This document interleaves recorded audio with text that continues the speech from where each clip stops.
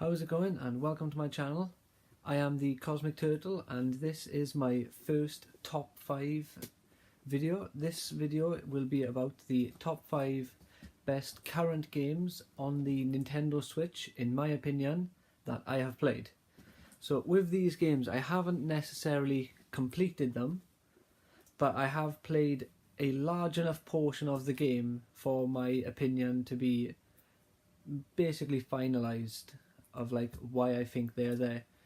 The rating for these games aren't necessarily they are the best produced games, or they're the best looking games, or they have the most interesting stories. More a combination of just like how much fun I've just had playing the games. So to kick it off with number 5, I have Rayman Legends Definitive Edition. I know there are games you could have on, like other games on the list, which I can't obviously say examples because I haven't given other games yet. But the reason why this is number 5 is because I didn't play Rayman Legends or very much of Rayman Origins on the other consoles. So this was like a new experience to me. So people who also didn't play it, I think, would get a lot of fun out of this. And I played all of this game co-op with my girlfriend, and the co-op for this game is just so much fun. It's just a brilliant game. It's a side-scroller if you didn't know. And it's just really enjoyable. There's a lot to it. There's like boss battles, which can be really fun. And the best part and the highlight for me of this game is the music levels. So at the end of every, like, I guess, act, if you want to call them that, there's like 5 acts. And at the end of every one of them, if you collect enough, is it looms? Does it say? I'm going to guess looms. I think they're looms. So if you collect enough looms, you can do a music battle where you have to run a course to the tune of a song. The only one I knew was The Eye of the Tiger. I didn't know what other songs were in like their real versions. But it's just a brilliant way to break up the gameplay and just have an interesting like little twist on something. And the way how they do it is just so brilliant. Like breaking walls is in the tune of the beat, or like killing enemies, jumping over gaps, sliding down stuff. You know, it all works with the music, and it's just so well done, and it's just so much fun. So if you haven't played it, you should definitely consider it. Number 4 is Mario and Rabbids Kingdom Battle. So this one was a bit unexpected and a bit not, you know, like I don't play many games of this kind. Like I've played a bit of XCOM, which is the game that everyone compares it to, but I don't think you should really compare it to XCOM because there's too many differences. If you struggle to think of something to compare it to, then XCOM works, but you shouldn't like too strongly, you know. It has a similar like battle system to that game, but there's no permadeath in this, which is a massive difference. And like, you know, you don't kill your enemies, they teleport away at the last second. So this one I haven't actually completed, but I can't remember how far. I haven't played in a little while actually, but it's just really entertaining. Like the twist on this style of gameplay is just so fun because you got like the over the top team attacks where you can like have one character run and slide into an enemy dealing damage, jump into your teammate, they'll throw you into the air, you can like land on the enemy, and you know, there's all sorts of combinations as power-ups where you can have like, what's Mario's? I believe Mario gives everyone like a damage boost, then Luigi can give everyone a range boost. You know, it all works well together. It's not a game you'd expect to see Mario in as well, which is what also gives it a nice little boost and makes it like a lot more interesting. I'm not a big fan of the Rabbids. I never have been. There's certain ones which are really cool, like this one by here. You can see the Donkey Kong Rabbid, you know, and things like the oh fuck, I can't remember what the flowers are. The green flowers who spit fireballs and also come out of the pipes. No, like the Rabbid version of them. There's some really cool like mash-up enemies in the game, and the story is cool enough, you know, the concept. And I just like the Mushroom Kingdom, you know, it's a really cool fantasy world. Number 3 is a very new game, Fire Emblem Warriors. I am both a huge fan of Fire Emblem and a huge fan of the Dynasty Warriors, Samurai Warriors, like the Warriors style of game.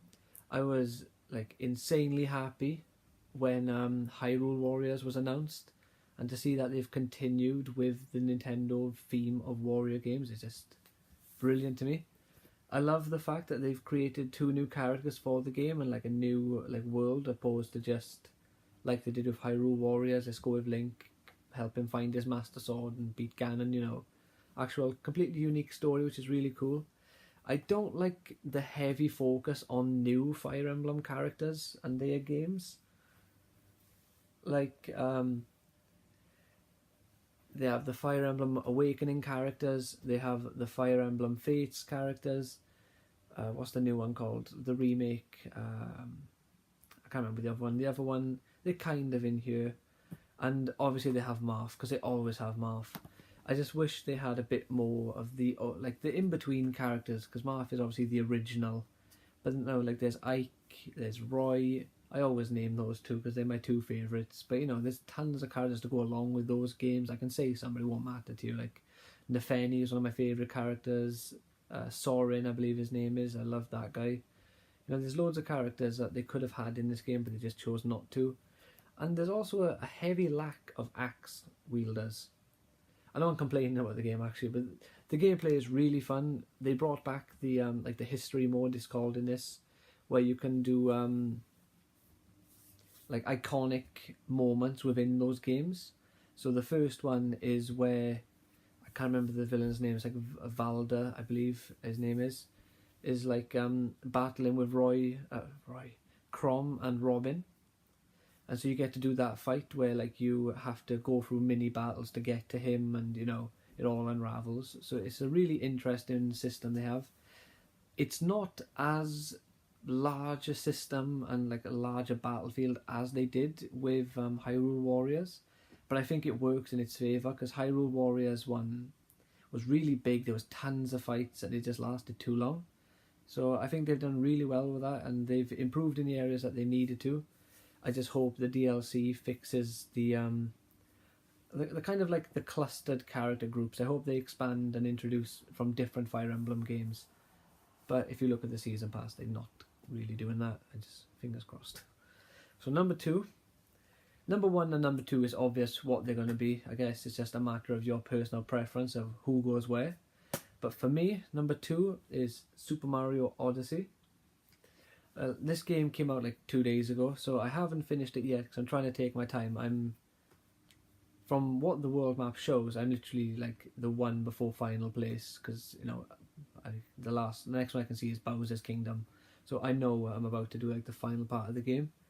But I have not enjoyed a Mario game in years, and I don't mean as in I don't like Mario, because I do. I like the platforming like genre.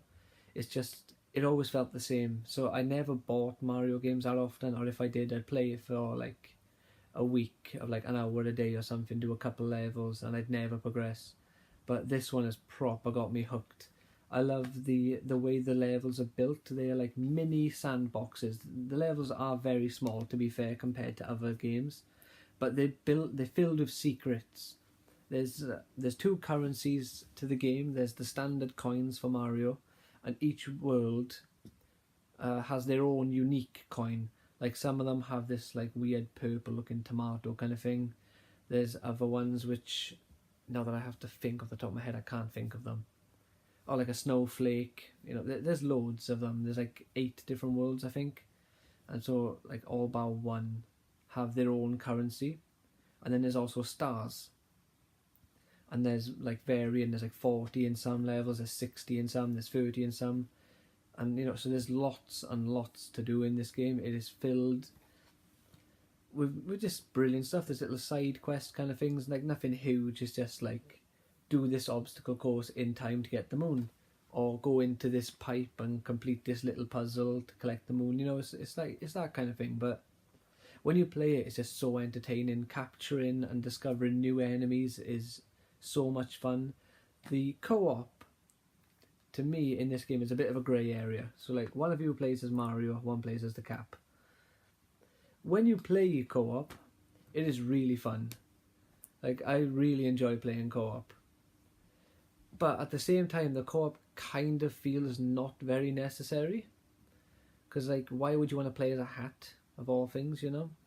But it does work, just not the best. But it is, overall, it's an amazing game, and it really gets me excited for future Nintendo releases.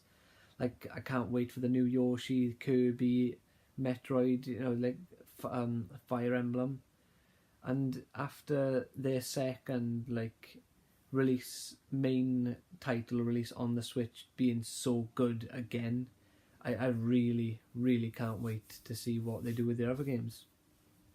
And number one, based on my number two, you had to guess it. It is The Legend of Zelda Breath of the Wild.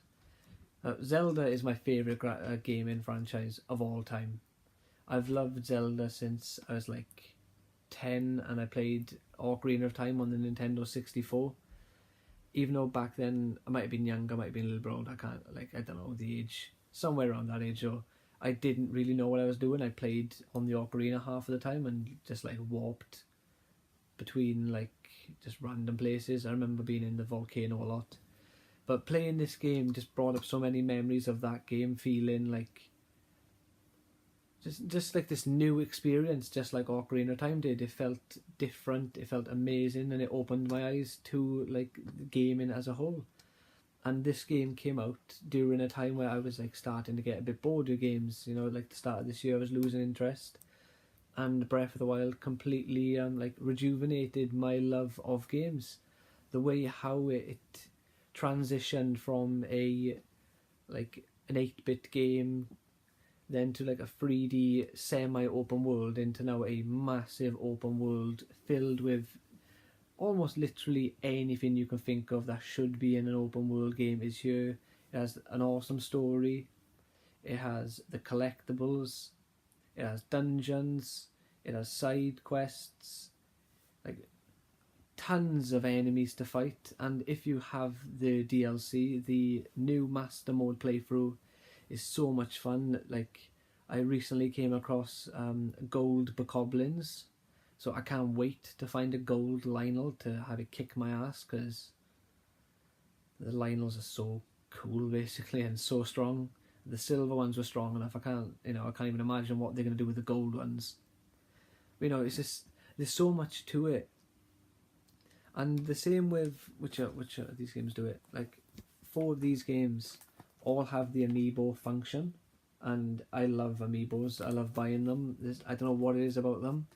It's just, I'm a sucker for these kind of things. You know, I just can't help it.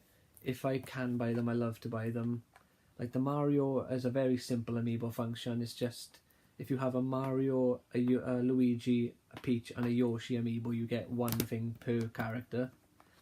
Fire Emblem, you can use 5 Amiibos to get some weapons per day. I haven't used any other than Fire Emblem, so I don't know if other people work. Mario, you just get some coins, or if you've got like a Mario, you're invincible for a bit. Peach gives you an extra 3 lives, like hearts or hits.